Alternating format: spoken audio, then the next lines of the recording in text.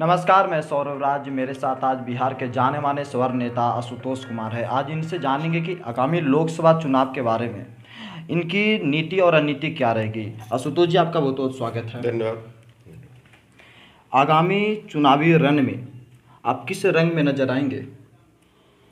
चुनावी रंग तो जनता के ऊपर भी चढ़ चुका है, नेताओं के ऊपर भी चढ़ चुका है, मीडिया के ऊपर भी चढ़ा हुआ है। इस 2019 लोकसभा चुनाव में फिलहाल जो आचार संहिता लगने के बाद तो जो दिख रहा है कि पूरा देश ही चुनावी रंग में है, तो हम भी उसी रंग में इस बार रंगे हुए हैं। और जैसा कि आप लोग देख रहे होंगे कि जहानाबाद के समाज के लोगों के विशेष आदेश पर इस बार जहानाबाद लोकसभा क्षेत्र से निर्दलीय चुनाव भी लड़ रहे हैं। तो आशुतोष जी, आपने तो कुछ दिन पहले बोला था कि चुनाव में नहीं उतरेंगे हम। जी हाँ, कहा था। और ये हमारा पर्सनल विचार था, व्यक्तिगत विचार था कि हम चुनाव नहीं लड़ेंगे, और बहुत सोच समझकर समाज के लिए, समाज की भलाई के लिए ही हमने ये प्रण किया था। लेकिन आज जब एनडीए और यूपीए दोनों में से किसी एक घटक दल के द्वारा किसी भी भूमिहार नेता को टिकट नहीं दिए जाने के बाद जहानाबाद जैसा लोकसभा क्षेत्र, स्वाभिमानी क्षेत्र, जो 90 के दशक में भी अपना घुटना नहीं टेका सरकार के तानाशाह के खिलाफ, उस क्षेत्र में एक बड़ा ही हमारे समाज के लोगों के बीच में रोष और गजब की स्थिति बनी हुई थी। जैसे ही एनडीए और यूपीए प्रत्याशी के नामों का ऐलान हुआ, हमारे पास उस क्षेत्र से हजारों कॉल आए, हजारों मैसेज आए, हजारों सोशल मीडिया पर भी आप लोग देख सकते हैं, बने रहते हैं। वहाँ से टीम बना कर उस संसदीय क्षेत्र के लोग हमारे पास आए और कहा कि आपको चुनाव में उतरना पड़ेगा, समाज की इज्जत बचानी पड़ेगी। हमने इस बात को रखा कि भाई मैं तो आजीवन चुनाव नहीं लड़ने का प्रण लिया हूँ। तो समाज के बूढ़े बुजुर्ग भी आए थे, उन्होंने कहा कि आप समाज के लिए ये प्रण लिए थे और अब समाज ही आपको ये मजबूर कर रहा है कि आप अपने भीष्म प्रतिज्ञा को तोड़िए और समाज की डूबती नैया को बचाइए। समाज में हम आज हमारे पास कोई विकल्प नहीं बचा है, हम लोग वोट किसको दें, तो एक विकल्प के रूप में आप निर्दलीय चुनाव में लड़िए और हम लोग अपना तन मन धन से आपको जिता कर सदन में भेजेंगे। आशुतोष जी, आपने कहा कि न यूपीए भूमिहार को उतारी न एनडीए। अगर एनडीए रामजतन सिन्हा को जहानाबाद से उतारती तो क्या आप चुनाव नहीं लड़ते? देखिए, हमारा चुनाव लड़ने का कभी कोई ऐसा हमने सोचा ही नहीं था जी। खास करके जब से प्रण लिया। एनडीए अगर हमारा सुजातीय कैंडिडेट उतारती जी। तो निश्चित रूप से हम इसमें कहीं कोई अपनी भागीदारी नहीं दिखाते और जो भी हमारे समाज के उम्मीदवार होते हम उनका मजबूती से समर्थन करते, उनको सदन में भेजते। आशुतोष जी, जिस तरह से एक तरफ आप हैं निर्दलीय उतर रहे हैं, दूसरी तरफ निर्दलीय के समता पार्टी से अरुण कुमार उतर रहे हैं, तो कहीं आप दोनों की लड़ाई के बीच कोई 3% तो चुनाव न जीत जाए, ऐसा? देखिए, जब प्रत्याशी के नाम का ऐलान हुआ उसके 2 दिन बाद तक कोई प्रत्याशी मैदान में नहीं थे हमारे समाज के। सब लोग अपना अपना लंगोट छोड़कर भाग चुके थे। आपको पता होगा कि मगध क्षेत्र एक ऐसा है, जितने भी खासकर भूमिहार के जो नेता जाने पहचाने दिग्गज माने जाते हैं, उन सबों की कर्मभूमि जहानाबाद ही रही है और जहानाबाद ही उनको ऐसा मौका दिया है सदन में भेजने का, उनको नेता बनाने का, उनको समाज का प्रतिनिधि चुनने का। लेकिन जब समाज के साथ ये स्थिति हुई कि जहानाबाद से स्वजातीय कैंडिडेट को टिकट नहीं दिया गया, वैसे स्थिति में चूंकि वर्तमान सांसद जिनकी आप बात कर रहे हैं 5 वर्ष तक क्षेत्र में कभी दिखाई नहीं दिए, उनके सांसद निधि का भी पैसा वापस चला गया, 5 करोड़ तक का रुपया वापस चला गया, क्योंकि उनको ये माइंडसेट किए हुए थे कि हमें जहानाबाद से चुनाव नहीं लड़ना। तो पिछले 6 महीने से कभी मुंगेर, कभी नवादा, कभी लालू जी के पास, कभी कांग्रेस के पास, कभी तेजस्वी के पास टिकट के चक्कर में लगे थे। ऐसी स्थिति में उन्होंने नवादा से 25 मार्च को नॉमिनेशन कराने का डेट भी घोषणा कर दिया। साथ ही साथ 2 महीने से लगातार तैयारी कर रहे थे घोषणा नॉमिनेशन की। अचानक से 25 को उनका नवादा में नॉमिनेशन होना और 24 को ये जानकारी मिलती है कि नाटकीय तरीके से रोते धोते जहानाबाद की जनता के बीच आते हैं। तो हमें लगता है कि अभी ये खुद ही माइंडसेट नहीं किए कि हमें चुनाव कहाँ से लड़ना है। लेकिन आप माइंडसेट कर लिए कि चुनाव लड़ना है, जाना। हाँ, कभी सुनते हैं कि पाटलिपुत्र जाने वाले हैं, कभी सुनते हैं मुंगेर जाने वाले हैं, कभी सुनते हैं कि गिरिराज बाबू बेगूसराय नहीं लड़ेंगे तो बेगूसराय भी किस्मत आजमा सकते हैं।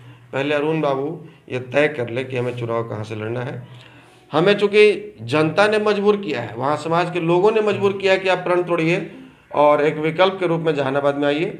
हम आगामी 3 तारीख से हुलासगंज ठाकुरबाड़ी से स्वामी जी का और आश्रम होते हैं। वहाँ से आशीर्वाद लेकर लगभग समाज के सैकड़ों गांव का दौरा करेंगे और समाज की भावनाओं को जानने का प्रयास करेंगे। समाज की आकांक्षा क्या है, समाज की अपेक्षा क्या है, ये जानने का प्रयास करेंगे। उसके बाद हम तय करेंगे कि आगे क्या किया। मतलब आप अपना प्रण जनता के लिए तोड़ा, आप अपने समाज के लिए तोड़ा है? जी हाँ, ये प्रण बिल्कुल जनता के आदेश पर तोड़ा है, समाज के आदेश पर तोड़ा है। और ये प्रण वापस फिर तभी होगा, हम ये फैसला तभी लेंगे कि चुनाव लड़ना है या नहीं लड़ना है, क्योंकि हमने एक बार कमिटमेंट किया है वहाँ के समाज के लोगों से।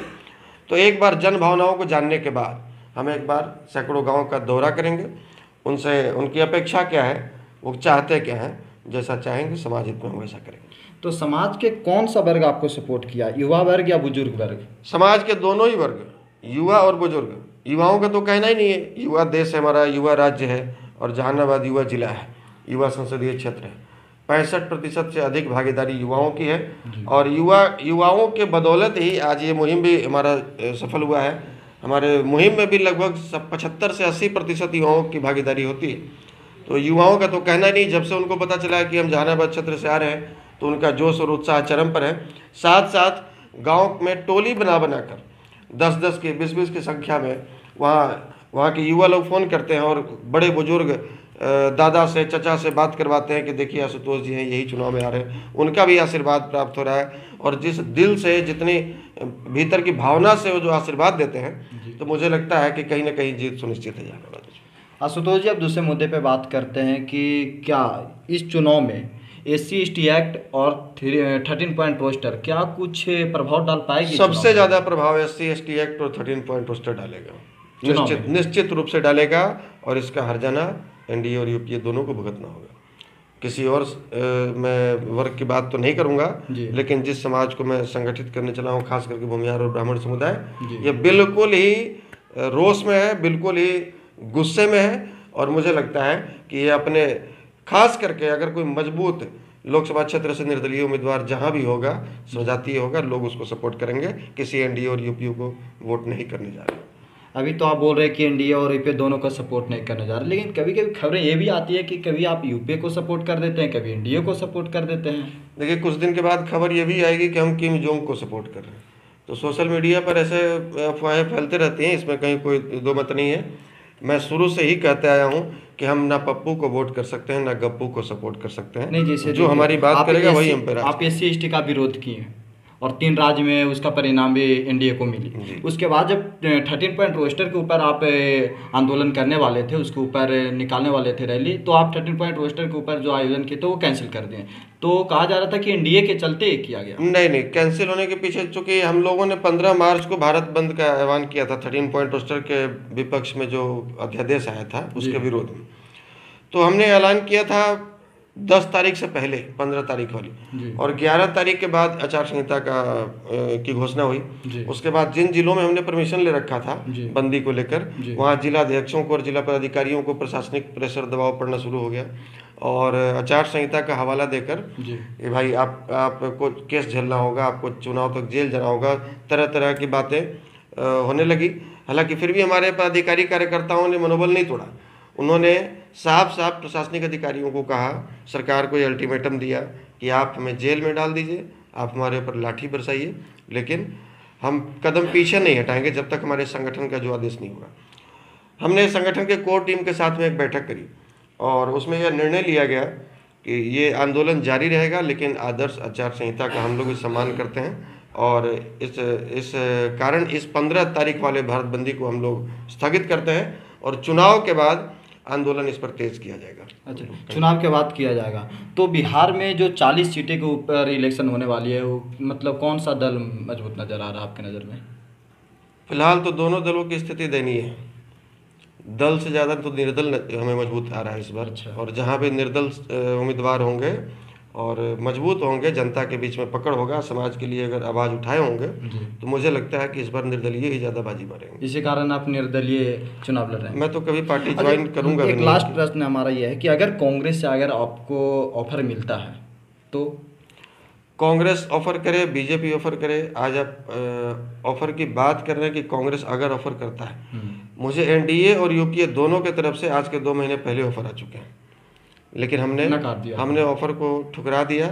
और भविष्य में भी कभी कांग्रेस और भाजपा जैसी पार्टी से, और खासकर सवर्ण विरोधी पार्टी के टिकट पर मैं चुनाव लड़ना उचित नहीं समझता। नहीं, अगर वो कांग्रेस या कोई भी दल आपको बोला जाए कि नहीं आपको भूमिहार को साथ लेकर इलेक्शन लड़िए, तो भूमिहार को साथ लेकर इलेक्शन लड़िए, भूमिहार का चुनाव में वोट दिलवा दीजिए, और बाद में आप सदन में हमें पहुंचा दीजिए ताकि हम भूमिहारों को क्रश कर सके, भूमिहारों को दबा सके, उनकी आवाज़ को बंद करा सके। ऐसा काम हम नहीं कर सकते। तो ये कन्फर्म माना जाए कि आप जहानाबाद लोकसभा सीट से इलेक्शन लड़ने उतर रहे हैं? जी हाँ, उतर रहे हैं, समाज का आदेश मानकर उतर रहे हैं। 3 तारीख से हम फील्ड में घूमेंगे जी, और फाइनल डिसीजन, चूंकि अभी नॉमिनेशन में समय है जी, 10 दिन तक क्षेत्र का भ्रमण करेंगे, पूरे काफिला के साथ में 50 गाड़ियाँ के साथ में करेंगे, जी, और जो आदेश होगा, जो जनता का, जो समाज का आदेश होगा, वो हमारे सराखों पर होगा और हमको सच स्वीकार होगा। आपका बहुत बहुत धन्यवाद आशुतोष जी, आप समाज के लिए काम कीजिए, वादा से मुकरिएगा नहीं, फिर जीतने के बाद। धन्यवाद। धन्यवाद सर आपका।